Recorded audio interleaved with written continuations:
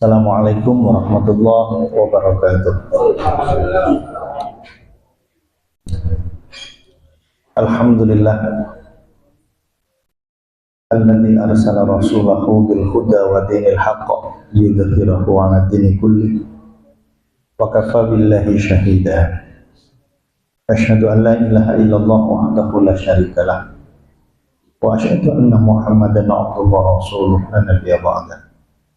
Allahumma salli wa sallim wa barik ala nabiyyina Muhammadin wa ala alihi wa sahbihi wa mawalah amma ba'du. Jamaah pengajian yang dirahmati Allah, kita bersyukur kehadirat Allah karena di kesempatan ini kita bisa bersilaturahim sekaligus juga kita berada di sebuah majelis yang insya Allah barokah. Salawat serta salam mari kita sanjungkan keharibaan baginda Rasulullah Sallallahu Alaihi Wasallam. Jamaah sekalian, rasa syukur ini sedikit punya dasar penguat karena Allah takdirkan kita berada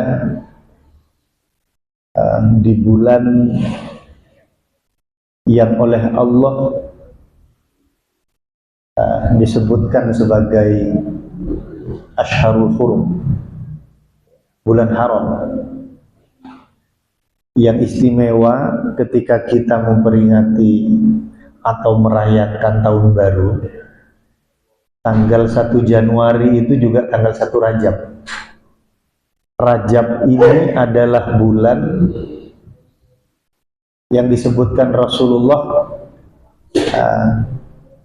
menjadi salah satu bagian dari arba'atun asyharul hurum. 4 bulan haram. 4 bulan haram. Rajab, kemudian bulan yang lain ada Dzulqa'dah, Dzulhijjah, dan Muharram.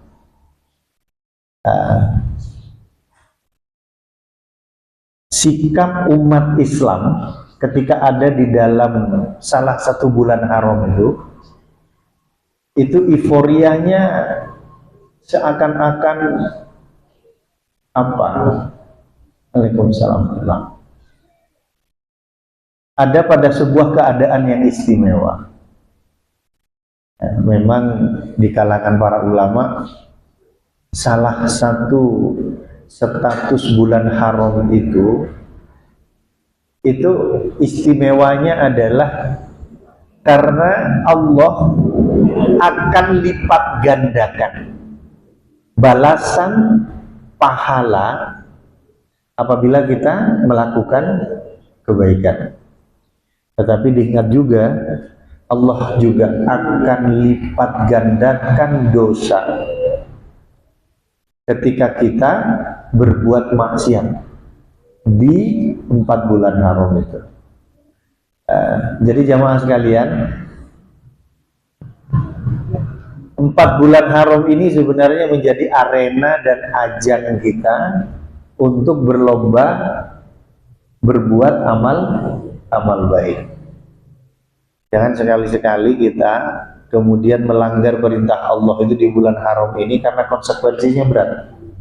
Allah akan lipat gandakan dosa dari amal yang kita kerjakan.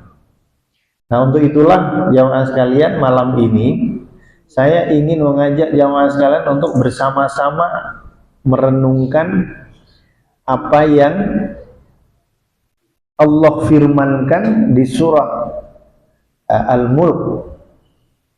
Ini surah pilihan juga. Kalau bisa di antara surah yang harus kita hafal adalah surah Al-Mulk. Karena jaminannya orang yang hafal dan sering melafadzkan surat Al-Mulk ini nanti akan diringankan siksa kubur. Jadi Al-Mulk ini harus jadi ayat favorit kita, ya. Jadi surah favorit kita.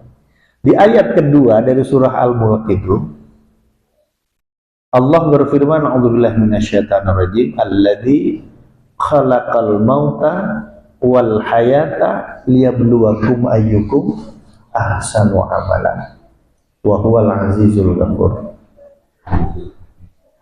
Allah itu menciptakan mati dan hidup itu untuk menguji kita. Siapa di antara kita yang lebih baik amalnya? Ahsanu amala.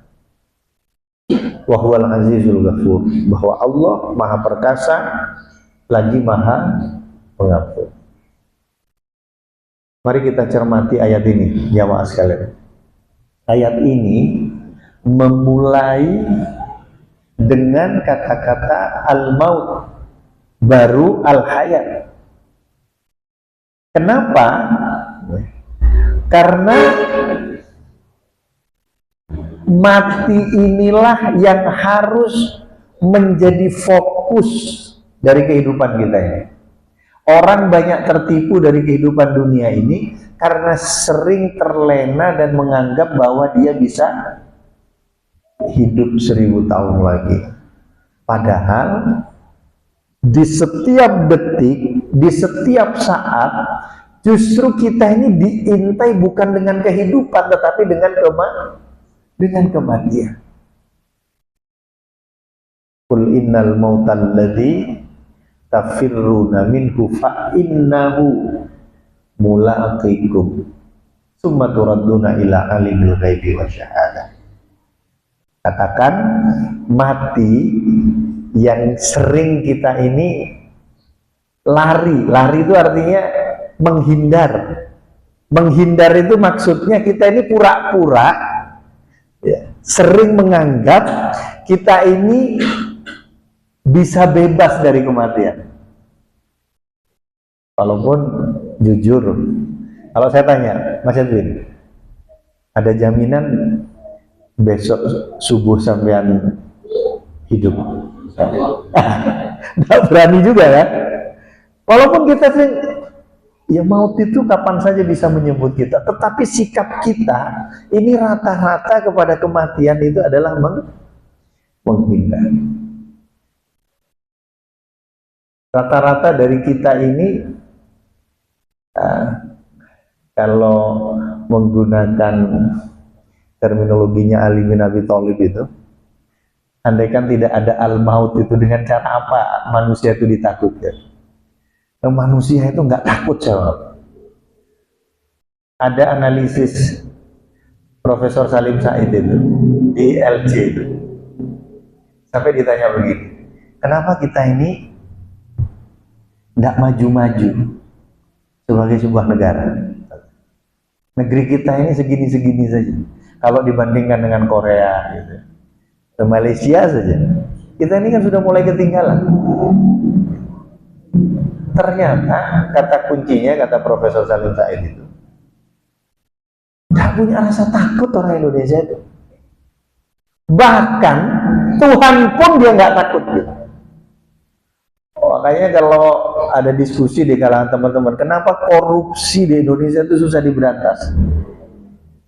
Karena nggak punya rasa takut. Padahal waktu diangkat sebagai pejabat, dia bersumpah atas nama Allah dan Al-Quran di atas kepalanya itu, coba. Tapi santai saja dia.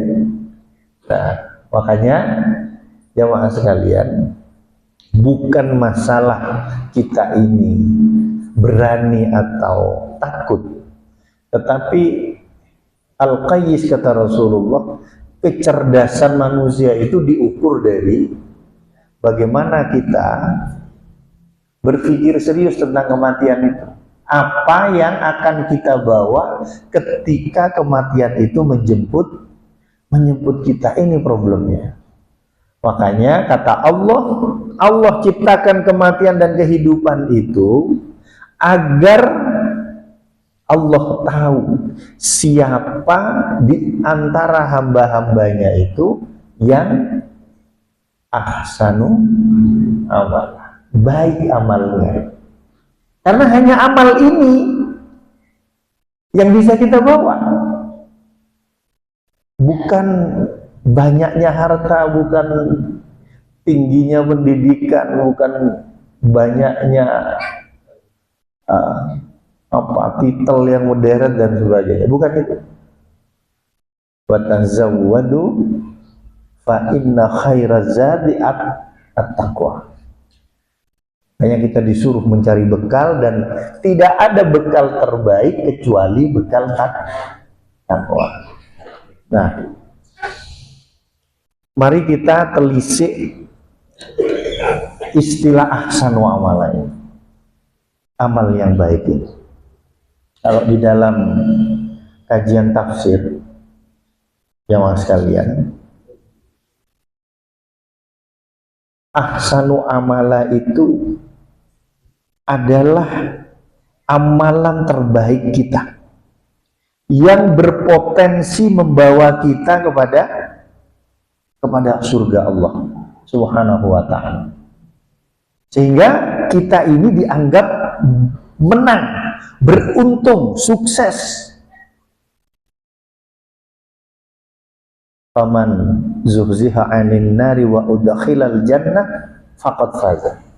Maka orang yang sudah oleh Allah dihindarkan dari siksa neraka, dimasukkan ke dalam surga, itulah kemenangan yang sebenarnya, kebahagiaan yang sejati. Jadi kalau ditanya cita-cita kita itu, orang beriman itu apa? Satu, masuk surga. Masuk surga. Makanya mari kita lihat amal terbaik itu, ini kalau dikaitkan dengan waktu. Waktu ini kan artinya kesempatan kita hidup dan menjalani kehidupan kita di dunia. Di dalam Al-Quran itu ada banyak ungkapan Allah bersumpah atas waktu, dan yang paling populer di antara kita itu adalah surah Al-Asr. Wal Asr. Pemilihan waktu asar itu adalah meminta kesadaran kita, ini utamanya ketika kita ini sudah ada di waktu asar. Waktu asar itu artinya ketika matahari sudah mau tenggelam. Sudah mau maghrib, ghurub, mau tenggelam.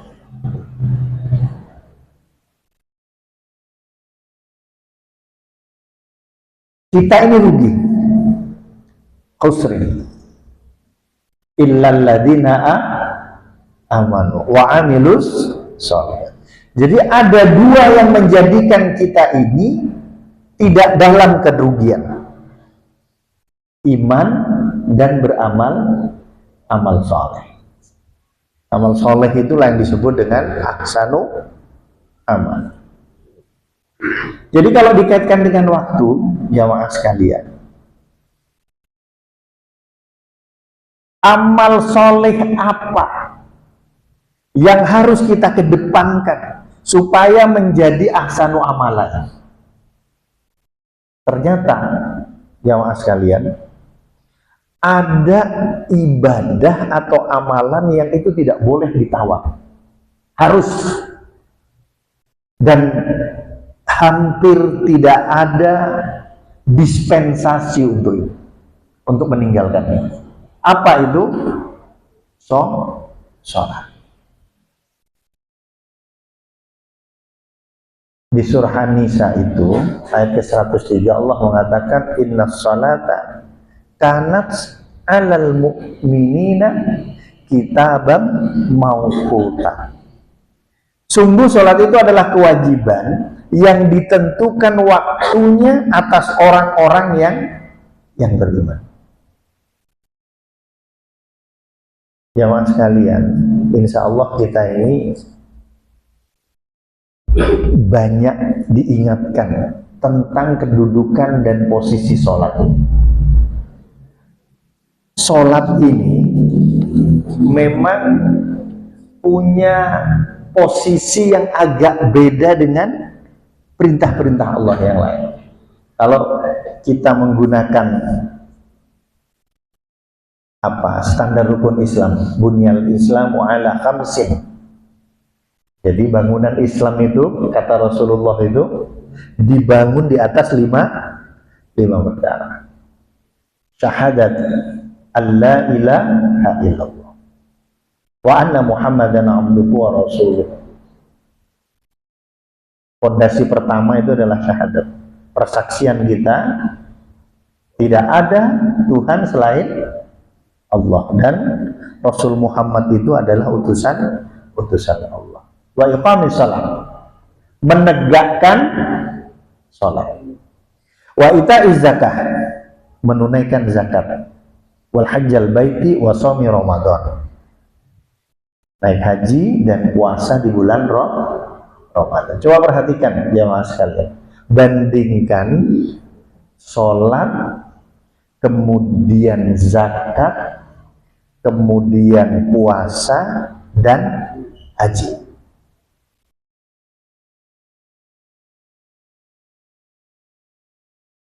Zakat ini nunggu nisab haul. Kalau kita belum sampai pada nisab dan haulnya, maka kita tidak dikenakan wajib zakat. Puasa itu kalau kita sakit ada rukhsah untuk meninggalkan puasa itu. Bahkan kalau sakitnya itu sangat, kata orang Jawa itu, maka puasanya bisa diganti dengan fidyah, membayar fidyah, bisa digantikan. Coba kalau haji ya nunggu mampu lah. Kita tahu haji ini perintahnya adalah ketika kita manis tato'a sabila, ketika kita sudah istitoah, punya kemampuan. Tapi coba perhatikan sholat jamaah sekalian, tidak ada dispensasi apapun. Jangankan Anda sehat, sakit harus tetap sholat. Jangankan Anda bisa berdiri, tidak bisa berdiri pun lumpuh sekalian, Anda tidak lepas dari kewajiban ini. Tidak bisa tegak, disuruh duduk. Tidak bisa duduk, disuruh berbaring. Bahkan berbaring pun, walaupun hanya sebatas ngasih sinyal kode, tidak boleh ditinggalkan sholatnya. Jadi waktu kita itu sebenarnya adalah menunggu dari waktu sholat yang satu dengan waktu sholat yang lain. Jamaah sekalian, kalau sudah sampai pada pemikiran seperti itu, kita ini kalau bangun pagi, maka yang kebayang bagi kita adalah sudah bersiap untuk sholat subuh. Selesai sholat subuh, maka kita berpikir aktivitas berikutnya. Kita menunggu sholat duhur. Sambil menunggu sholat duhur, maka diisilah waktu itu dengan aktivitas kita, mencari nafkah ini dan sebagainya. Mencari nafkah itu akhirnya apa? Menjadi selingan, mengisi waktu untuk menunggu waktu sholat berikutnya. Setelah zuhur, kita beristirahat menunggu waktu asar. Setelah asar kita mau nunggu maghrib. Setelah maghrib kita nunggu isya. Istirahat, maka di dalam benak kita mudah-mudahan Allah bangunkan kita untuk bisa kembali melaksanakan sholat subuh. Jadi sholat itu seperti mata rantai yang ini tidak mungkin bisa diputus.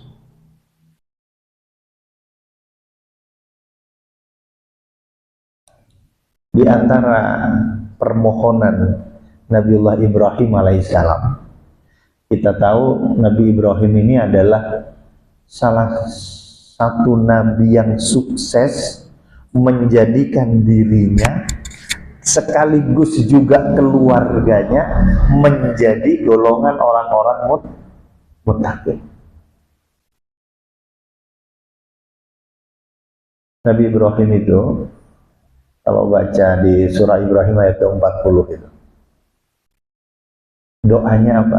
Rabbi ja'alni muqimas shalah wa min dzurriyyati Rabbana wa taqabbal doa. Ya Tuhanku, jadikan aku dan anak-anak cucuku orang yang tegak melaksanakan sholat.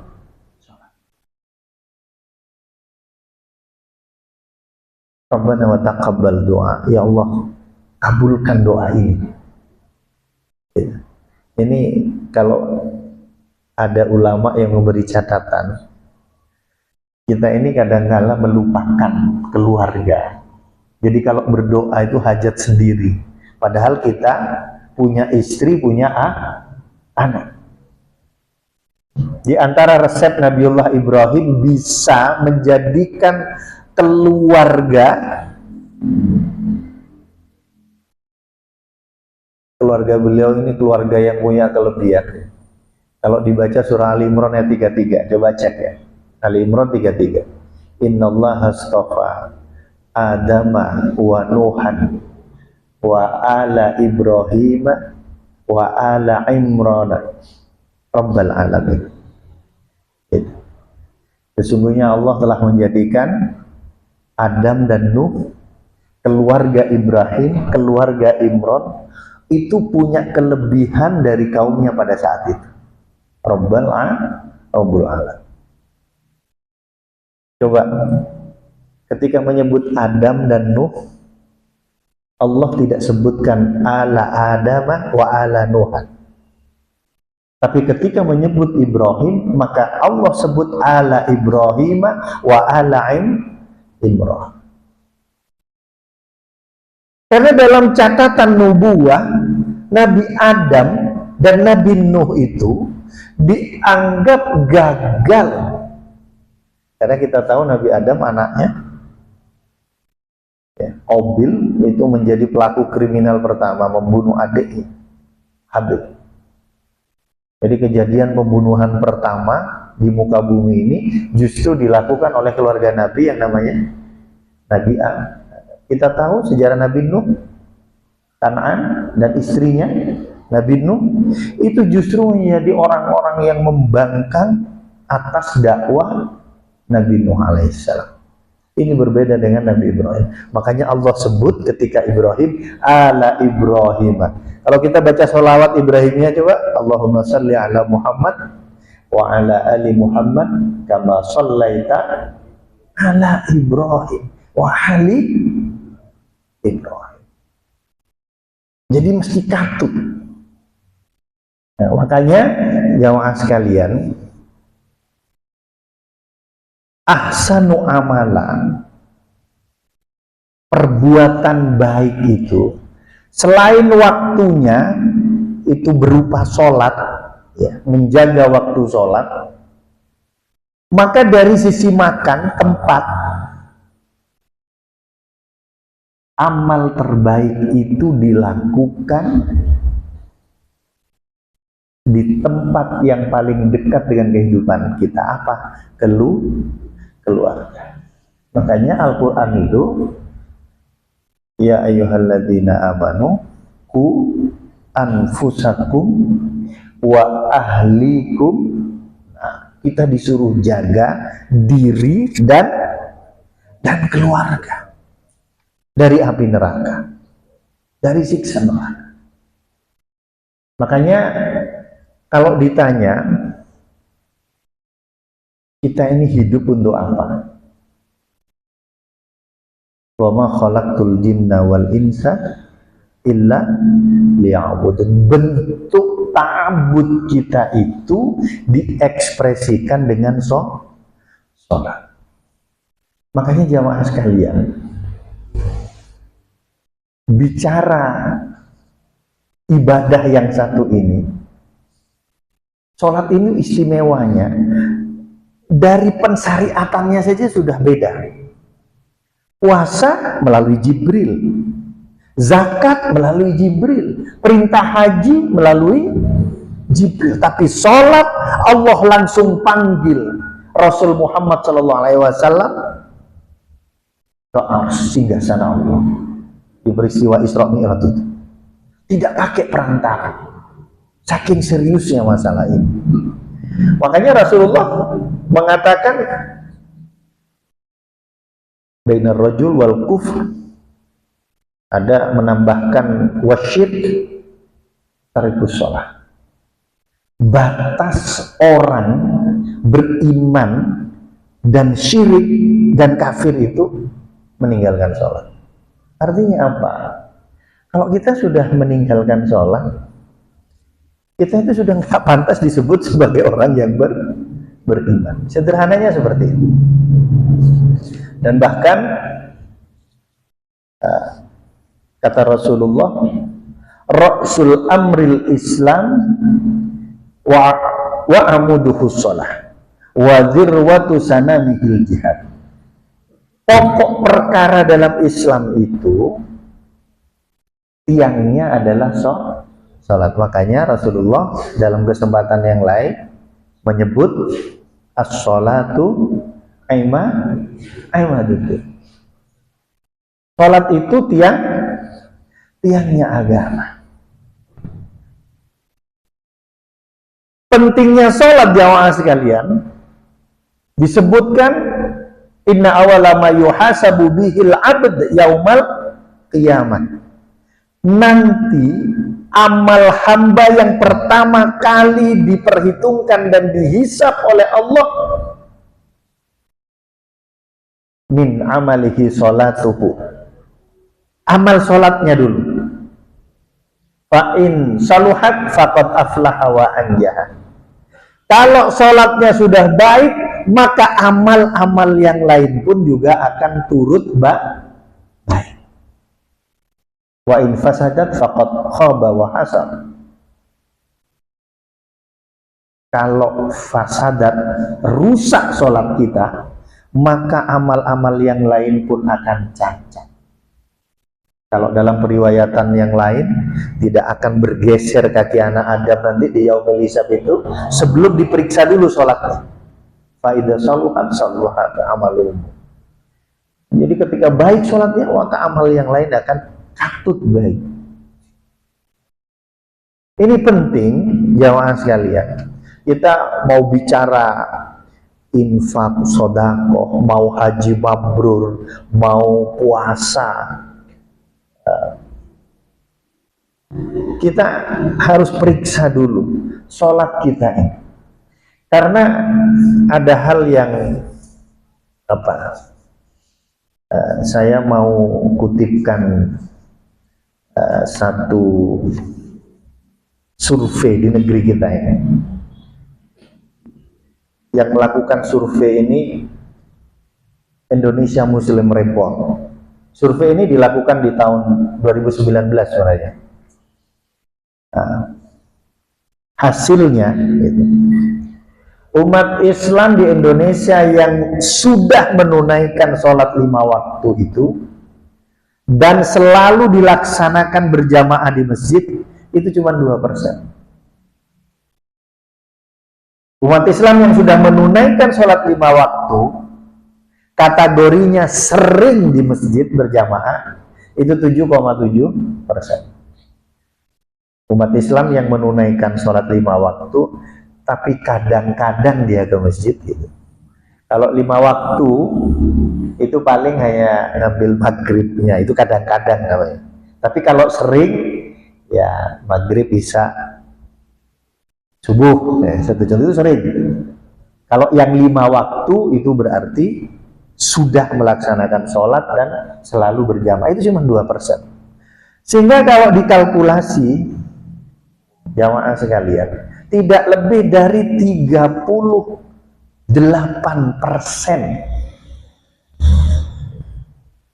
umat Islam itu melaksanakan sholat. Ingat, melaksanakan sholat. Ada yang mengerjakannya di masjid berjamaah, ada yang dilaksanakan sendiri.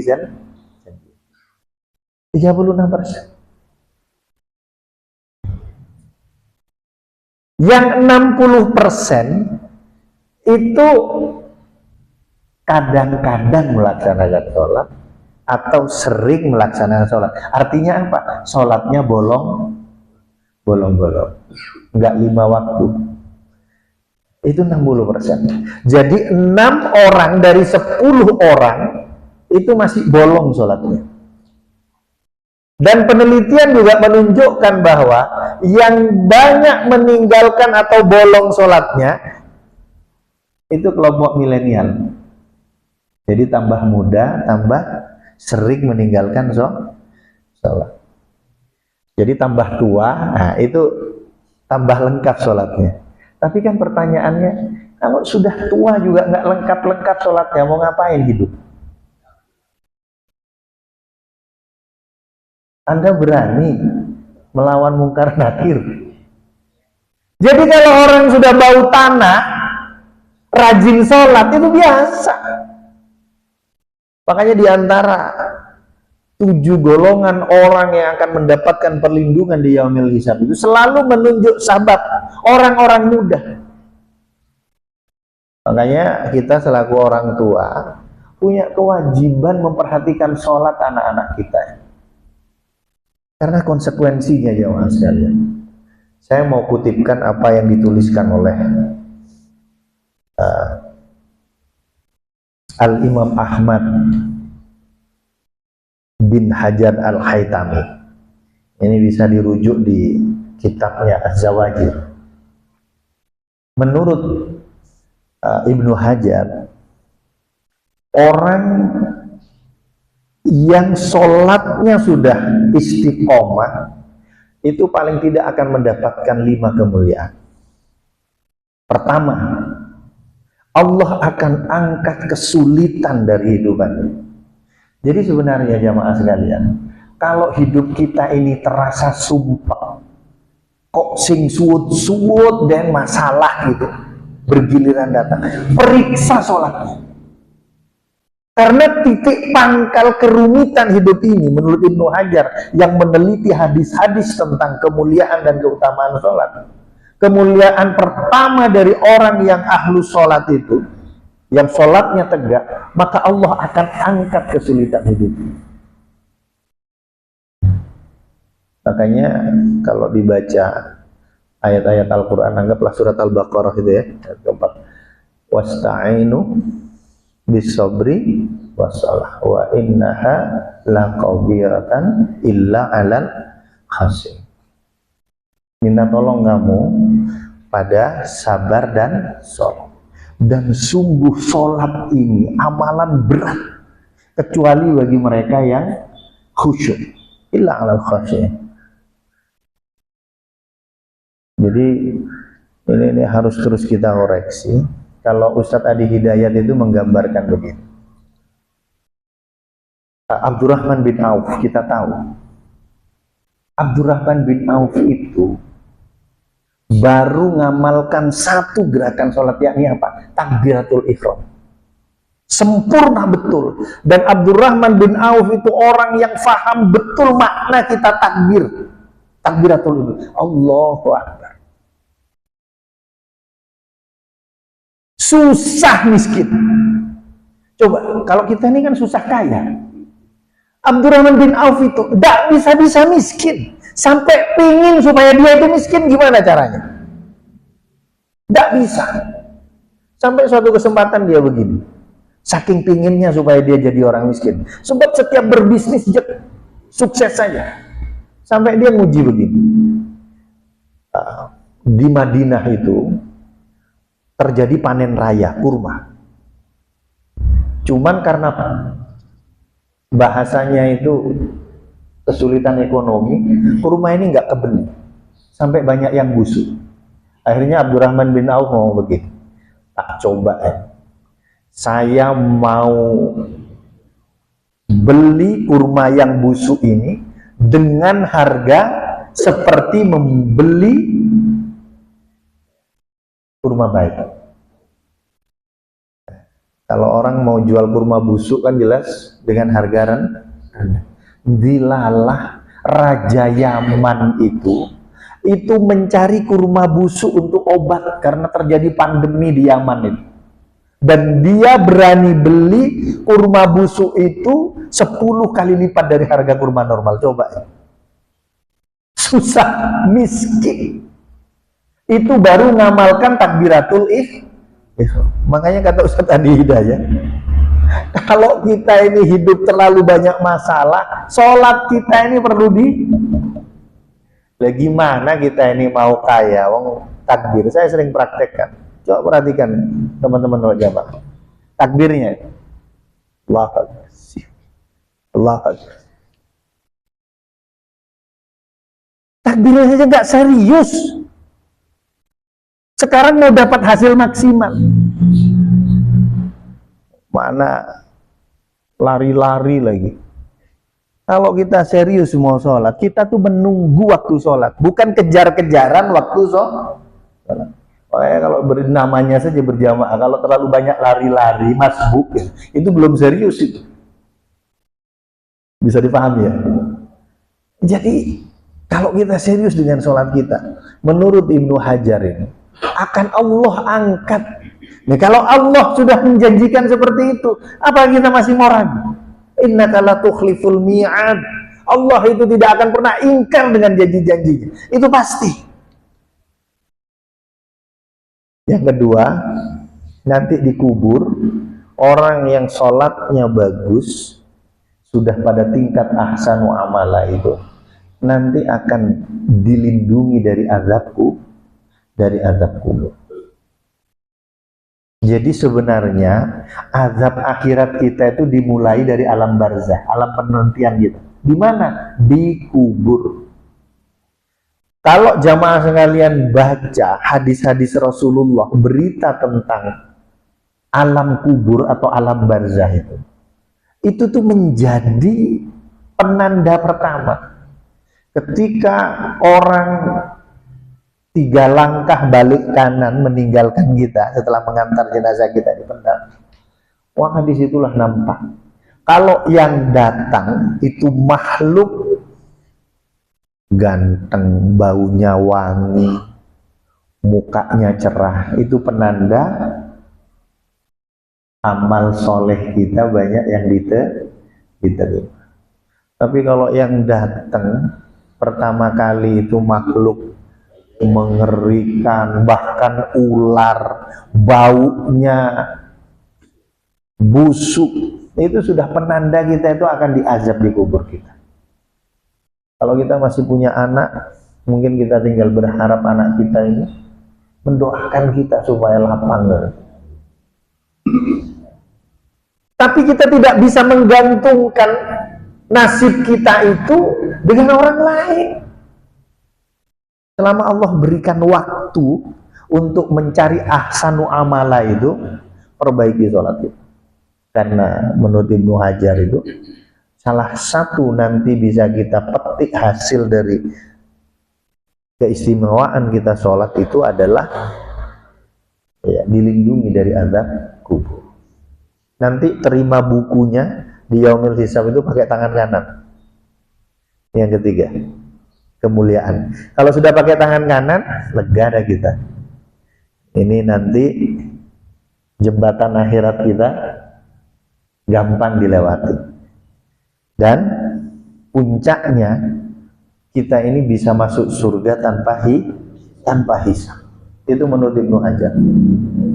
Tapi sebaliknya, ada 15 kehinaan bagi orang yang meremehkan sholat. Salah satu yang meremehkan sholat tadi itu, bolong-bolong itu. Apalagi jelas-jelas nggak mau sholat. Allah berikan 15 kehinaan itu, 6 di dunia, 3 saat kematian, 3 di alam kubur, dan 3 ketika dibangkitkan dari alam kubur.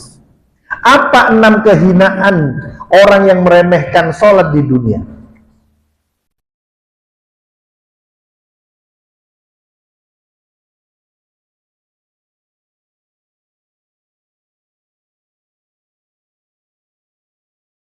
Pernah nggak kita merasakan, wih, tahu-tahu subuh saya,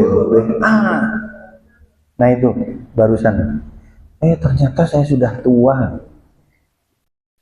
Diangkat keberkahan umur kita. Ini hati-hati. Bahkan Al-Quran itu memberi batas 40 tahun. Kalau ada orang yang umurnya sudah 40 tahun, tetapi masih nuden beler, hati-hati. Perbaiki sholatnya, kalau tidak akan kebablasan. Karena umur kita menjadi nggak berkah. Jadi kalau ditanya umur kita itu berapa, sebenarnya kita harus malu. 50. 50 itu yang baiknya berapa tahun ini?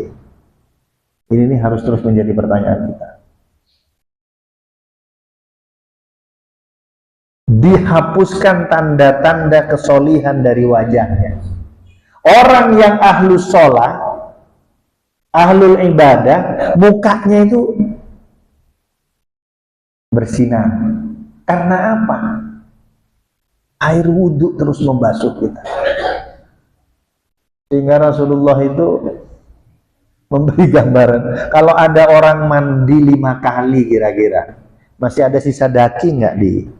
Lo mandi 2 kali aja kayak Bang Manap aja masih udah kelihatan bersih, begagah gadi. Jadi bercahaya karena air wudhu. Tapi orang yang meninggalkan sholat, biar sudah ke salon yang mulai-mulai redup, dan nanti mati dalam keadaan kehausan. Pernah nggak ngelihat orang nazak yang jadi kayak orang kehausan?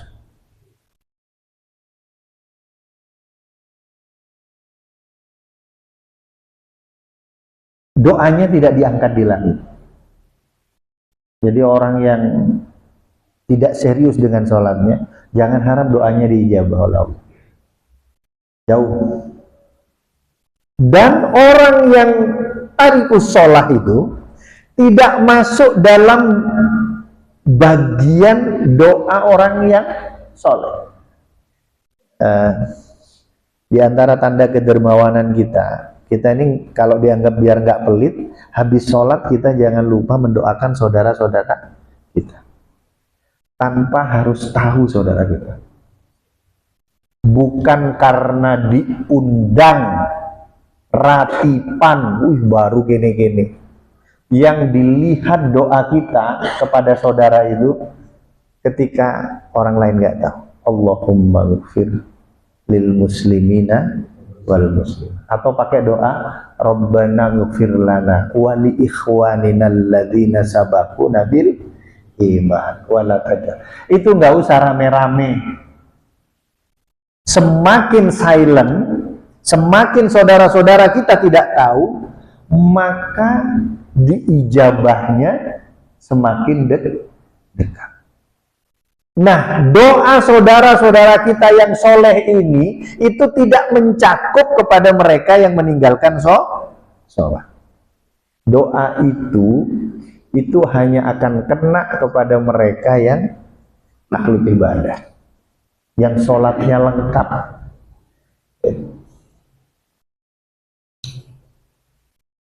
Coba kita ingat-ingat, kalau kita ini sering meninggalkan sholat, biasanya hati kita ini sakit. Sedikit-sedikit benci, marah, nggak mau memaafkan saudaranya. Itu tanda hati yang sakit. Salah satu sumber virus yang menyerang hati kita, apakah itu nifak namanya, apakah itu syirik namanya, itu adalah akibat dari sholat kita yang tidak khusyuk. Khusyuk itu artinya bisa disederhanakan, artinya yang sungguh-sungguh sholat kita.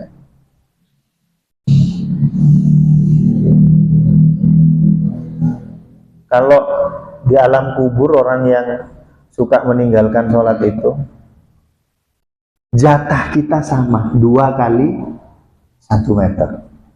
Tapi perasaan kita yang tinggal di 1 kali meter itu, antara yang sholat dan gak sholat, yang tidak sholat ini merasakan himpitan bumi, seakan-akan kita terhimpit.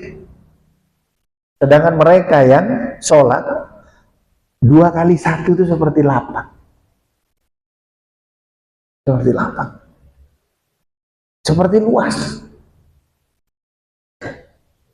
Dan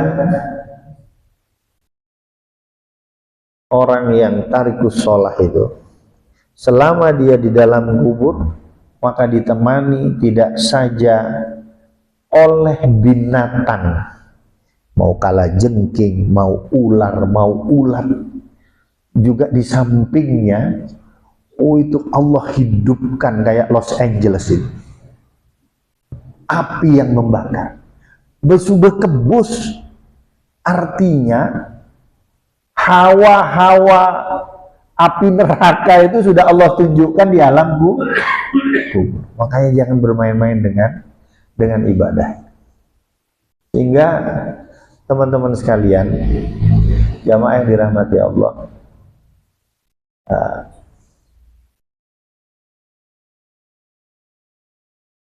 di dalam surah Toha itu ayat ke-132, Allah itu memerintahkan wa'mur ahlaka bis-shalah wastabir 'alaiha. Jadi bukan hanya diri yang kita fokus supaya tidak meninggalkan sholat, tetapi wa'mur ahlaka, ajak keluargamu juga untuk sholat, wastabir 'alaiha, dan bersabar. Jadi jamaah sekalian, ahsanu amala, amal yang baik itu pertama sholat, baru diikuti oleh amal-amal yang lain. Kalau di surah Al-Bayyinah itu wa iqamis sholah wa itaiz zakat, ikut yang lain nanti, baru wasobirina fil ba'd. Pokoknya amalan-amalan lain itu ikut sholat. Lalu yang kedua, ketika sudah bicara masalah amal utama ini, jangan lupakan keluarga. Karena apa? Karena harapannya kita bisa masuk surga tidak sendirian, tetapi bersama-sama keluarga kita. Semoga ya. Jadi saya kira renungan malam ini di bulan Rajab ini, mari kita perbanyak amal. Maka amal yang utama itu adalah mari kita terus periksa sholat kita yang sudah bagus apa masih perlu banyak yang diperbaiki. Mudah-mudahan Allah berikan hidayah dan taufik kepada kita sehingga kita bisa menjadi hamba-hambanya yang dimasukkan bersama keluarga ke dalam surga. Assalamualaikum warahmatullahi wabarakatuh.